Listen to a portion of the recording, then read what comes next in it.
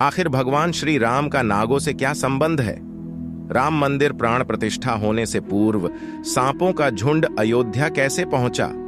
आखिर इतने सारे नाग अयोध्या में एक के बाद एक क्यों आ रहे हैं और इसके पीछे का रहस्य क्या है? दोस्तों, आगे बढ़ने से पहले अगर आप सच्चे सनातनी हैं तो कमेंट बॉक्स में जय श्री राम अवश्य लिखें और चैनल को सब्सक्राइब जरूर करें। दोस्तों, राम मंदिर प्राण प्रतिष्ठा की तैयारी कोई आम तैयारी नहीं है, बल्कि इसके पीछे बहुत बड़ा रहस्य छिपा हुआ है। आखिर राम मंदिर प्राण प्रतिष्ठा के लिए 22 जनवरी का तारीख क्यों निश्चित किया गया? इसके पीछे का रहस्य जानकर आपके होश उड़ जाएंगे। दरअसल बात यह है कि त्रेता युग में भगवान श्री राम का जन्म अभिजित मुहूर्त में हुआ था। 22 जनवरी दिन सोमवार को मृगशिर नक्षत्र में अभिजीत मुहूर्त का शुभ समय बन रहा है। यही कारण है कि 22 जनवरी को भगवान श्री रामचंद्र जी की प्राण प्रतिष्ठा का समय निश्चित किया गया। और दोस्तों, यह भी माना जाता है कि अगर इस समय भगवान श्री राम की प्राण प्रतिष्ठा करी जाए तो भगवान श्री राम मूर्ति में सदैव विराजमान रहेंगे। लेकिन दोस्तों, जैसे जैसे 22 जनवरी का समय नजदीक आ रहा है, वैसे वैसे एक न एक चमत्कार देखने को मिल रहे हैं। सबसे पहले अयोध्या में भारी संख्या में गिद्धों का झुंड देखा गया, जो कि त्रेता युग में जटायु का रूप थे। इसीलिए वह भगवान श्री राम के दर्शन करने के लिए अयोध्या आए थे। बात यही नहीं रुकी, उसके बाद भालुओं का भारी झुंड अयोध्या में देखा गया। जो जामवंत का रूप थे वह भी भगवान के दर्शन करने के लिए आए थे। इसके बाद बंदरों का भी झुंड देखा गया, जो कि स्वयं भगवान श्री राम के सच्चे भक्त हनुमान जी थे। वह भी अयोध्या में दर्शन करने के लिए आए थे। लेकिन दोस्तों, अब चमत्कार एक और देखने को मिल रहा है, क्योंकि भारी संख्या में सांपों का झुंड भी अयोध्या आ चुका है। आखिर इतने भारी संख्या में सांपों का झुंड अयोध्या में क्यों आया और इनका संबंध भगवान श्री राम से क्या है, आज की वीडियो में हम विस्तार से जानेंगे। दोस्तों, अयोध्या में 2 प्रकार के नाग बार बार देखने को मिल रहे हैं, जिनका संबंध दक्षक और वासुकी नाग से है। ऐसा माना जाता है कि भगवान श्री राम के भाई लक्ष्मण साक्षात शेषनाग के अवतार हैं। कहा जाता है कि वासुकी नाग, दक्षक नाग और शेष नाग तीनों आपस में भाई भाई है, जिसमें दक्षक और वासुकी नाग पाताल लोक में निवास करते हैं और शेष नाग अर्थात लक्ष्मण वैकुंठ लोक में भगवान विष्णु की सेवा करते हैं। ऐसा माना जाता है कि जब माता सीता और भगवान राम वनवास को गए थे तो उनके भाई लक्ष्मण उनकी सेवा करने के लिए सदा उनके साथ लगे रहते थे। लेकिन अब जब अयोध्या में भगवान श्री राम स्वयं मूर्ति में विराजमान होने वाले हैं तो उनकी सेवा करने के लिए शेष नाग अर्थात लक्ष्मण दर्शन दे रहे हैं और भगवान राम की सेवा करने के लिए अयोध्या में दिखाई दे रहे हैं। ऐसा होना कभी भी संभव नहीं है जब भगवान राम की सेवा लक्ष्मण अर्थात शेषनाग ना करें। इसीलिए इतनी भारी संख्या में अयोध्या में सांपों का दिखाई देना यही कारण है। इसके पीछे बहुत सारे कारण हैं और बहुत सारे रहस्य से छिपे हुए हैं। ऐसे में जब सांपों को राम मंदिर के परिसर में निकालकर सुनसान जगह में छोड़ देते हैं तो फिर वह राम मंदिर में दिखाई देता है, जिससे मंदिर में काम कर रहे मजदूरों को असुरक्षा महसूस होती है। लेकिन वह जय श्री राम नाम लेते ही उनकी दिक्कत दूर हो जाती है। इसलिए आप भी कमेंट बॉक्स में जय श्री राम जरूर लिखें। दोस्तों, 16वीं शताब्दी में भारत में मुगलों का शासन था। तब 1525 ईस्वी में बाबर के सेनापति मीर बाकी ने मंदिर को तुड़वाकर वहां मस्जिद बनवा दी थी, जिसे बाबरी मस्जिद के नाम से पुकारते थे। तीर्थ नगरी अयोध्या को वासवत मुनि ने सतयुग में बसाया था, जिसका जिक्र हमारे वाल्मीकि रामायण में मिलता है।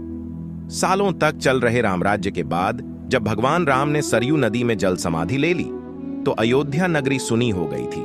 लेकिन अब भगवान राम का भव्य मंदिर बन रहा है, उसको लेकर पूरी दुनिया में उत्साह का माहौल है। 22 जनवरी को हो रहे प्राण प्रतिष्ठा को लेकर हर कोई खुशी मना रहा है। कोई अपने सिर पर राम मंदिर का मॉडल लेकर घूम रहा है तो कोई भगवान श्री राम के जयकारे लगाकर खुशी मना रहा है। प्रभु श्री राम की नगरी अयोध्या में नाग अचानक प्रकट होना एक दिव्य चमत्कार माना जा रहा है। यह हिंदू के लिए अत्यंत सौभाग्य की बात है कि हमने एक ऐसे देश में जन्म लिया है जहां भगवान श्री राम की जन्मस्थली है। दोस्तों, पाकिस्तान के प्रांत लाहौर का अयोध्या से बहुत गहरा नाता है। यही भगवान श्री राम के पुत्र लव कुश का जन्म हुआ था। दोस्तों, 1947 के पहले लाहौर भारत का हिस्सा हुआ करता था, लेकिन भारत पाकिस्तान के बंटवारे के बाद लाहौर पाकिस्तान में चला गया। परंतु आज भी भारतीयों का इस शहर से गहरा नाता है, क्योंकि यहां भगवान श्री राम के पुत्र लव कुश का जन्म हुआ था। दोस्तों, भूख और तंगाली से जूझ रहे पाकिस्तानियों ने भी यह माना है कि लाहौर के संस्थापक भगवान श्री राम के पुत्र लव कुश थे। अचानक पाकिस्तानियों का हृदय परिवर्तन कैसे हुआ? दोस्तों, यह बहुत ही रोचक विषय है। क्या सच में लाहौर शहर को लव कुश ने बसाया था? क्या प्राचीन काल में इसे लवपुर के नाम से जाना जाता था? दोस्तों, इस घटना की शुरुआत होती है 2013 से। राजस्थान के शहर जयपुर में दशहरे का पर्व मनाया जा रहा था। यहां साप्ताहिक रामलीला का आयोजन किया गया था। इस आयोजन से लोगों को काफी शिक्षा मिली। जब रामलीला का अंत हुआ तो सभी बहुत खुश थे। सभी जय श्री राम के नारे लगा रहे थे, लेकिन वहां एक मुस्लिम शख्स खड़ा होकर जोरों से हंस रहा था और कह रहा था, यह रामायण केवल कल्पना मात्र है, यह तुम हिंदुओं की सोच का नतीजा है। तभी रामलीला में जो शख्स राम का किरदार निभा रहा था, उसका नाम दिनेश शर्मा था। उसने उसे मुस्लिम शख्स से कहा, मैं तुम्हें एक ऐसा प्रमाण लेकर दूंगा जिससे तुम्हें यह विश्वास हो जाएगा कि भगवान श्री राम कल्पना मात्र नहीं है, बल्कि भगवान विष्णु के परम अवतार है।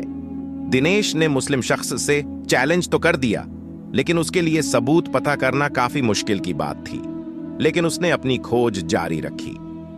तभी वह जयपुर शहर में एक ऐसे व्यक्ति से मिला जो भगवान श्री राम के वंशज थे और वह आज भी जिंदा थे, जिनका नाम भवानी सिंह था, और ये भगवान श्री राम के 307वें वंशज थे।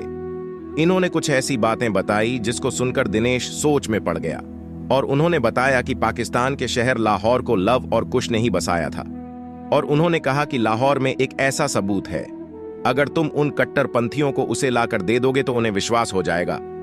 फिर क्या था, वह सबूत को पता करने के लिए लाहौर जाना चाहता था, लेकिन उन्हें काफी परेशानियों का सामना करना पड़ा, क्योंकि वह एक हिंदू था। इसलिए उन्हें पाकिस्तान का वीजा मिलने में परेशानी हो रही थी, और अंत में वह दिन आ गया जब उसे वीजा मिल गया। दोस्तों, जब वह पाकिस्तान के शहर लाहौर पहुंचा तो उसने कई हिंदू प्राचीन चीजों को दिखा, जिससे उसको विश्वास हो गया था कि यह लव कुश की नगरी ही है। अब घूमते घूमते दिनेश एक ऐसे पुराने किले में पहुंचा जहां लव का एक प्राचीन मंदिर बना था। यह मंदिर पूरी तरह खाली पड़ा था, क्योंकि यह शहर मुस्लिम बहुल होने के कारण इसे देखने कोई नहीं आता है। अचानक दिनेश की नजर एक ऐसी जगह पड़ी जिसको दिनेश कुछ देर तक देखता ही रहा, क्योंकि वह भगवान श्री रामचंद्र के पुत्र लोक की समाधि थी। उसे किले में उसे बहुत सारे सबूत मिले और उसने वीडियोग्राफी भी की। अब वह सारे सबूत लेकर भारत पहुंचा और उसे मुस्लिम शख्स से मिला, और जैसे ही उस मुस्लिम व्यक्ति ने सारे सबूत देखे, उसकी आंखों में आंसू आ गए और उसने यह मान लिया कि सनातन धर्म उत्पन्न प्राचीन धर्म है। दोस्तों, आपको हमारी जानकारी कैसे लगी? कमेंट सेक्शन में जरूर बताएं, और आप इस चैनल को लाइक, शेयर, सब्सक्राइब करना बिल्कुल ना भूलें। जय श्री राम मित्रों।